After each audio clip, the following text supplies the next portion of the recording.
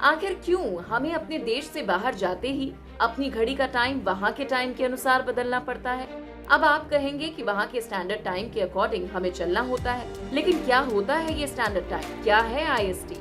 ये टर्म आपने कई बार सुना जरूर होगा। आज हम आपको बताएंगे आईएसटी से जुड़ी हर वो जानकारी जो आपको पता होनी चाहिए। जैसे क्या होता है आईएसटी, क्यों होती है इसकी जरूरत, क्या था इसका इतिहास, देश की अर्थव्यवस्था को कैसे करता है ये प्रभावित, क्यों हो रही है भारत में 2 स्टैंडर्ड टाइम की मांग।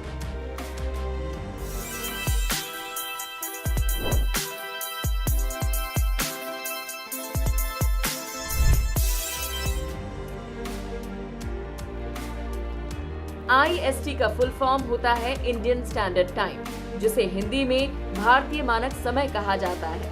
स्टैंडर्ड टाइम निर्धारित करने से फायदा ये है कि एक देश के लिए एक ही टाइम जोन हो जाता है। एक टाइम जोन ग्लोब का एक क्षेत्र है जो कानूनी, कमर्शियल, संचार और सामाजिक उद्देश्यों के लिए एक समान मानक समय का पालन करता है, ताकि सब जगह अलग अलग समय उपयोग करने से दिक्कत ना हो।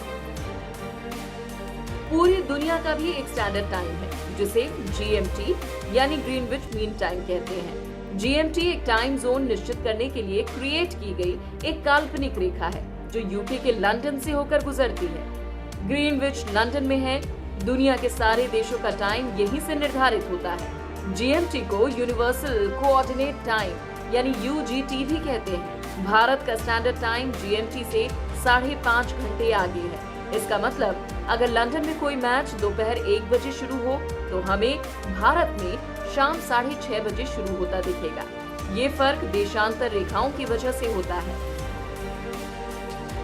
स्कूल में आपने भूगोल में पढ़ा होगा कि धरती को खड़ी यानी लॉन्गिट्यूड और लेटी यानी लैटिट्यूड रेखाओं में विभाजित किया जाता है। लॉन्गिट्यूड रेखाएं समय निर्धारित करने में बड़ी भूमिका निभाती हैं। धरती अपनी धुरी पर घूमने में 24 घंटे का समय लेती है। इन काल्पनिक रेखाओं द्वारा धरती की 360 डिग्री गोलाई को 15-15 डिग्री के 24 एक समान हिस्सों में बांटा जा सकता है। इन्हीं से धरती के 24 घंटे यानी एक दिन का निर्माण होता है। इसलिए दुनिया में 24 टाइम जोन है। 1888 में कनाडा के सर सैनफोर्ड फ्लेमिंग ने पूरे विश्व के लिए टाइम जोन का कॉन्सेप्ट दिया। बाद में 1884 में इंटरनेशनल मेरिडियन कॉन्फ्रेंस में 24 घंटे को एक दिन मानने का प्रस्ताव पास हुआ। आजादी से पहले भारत में 2 स्टैंडर्ड टाइम, कलकत्ता टाइम और बॉम्बे टाइम हुआ करते थे, जिन्हें ब्रिटिश राज के समय 1884 में स्थापित किया गया था।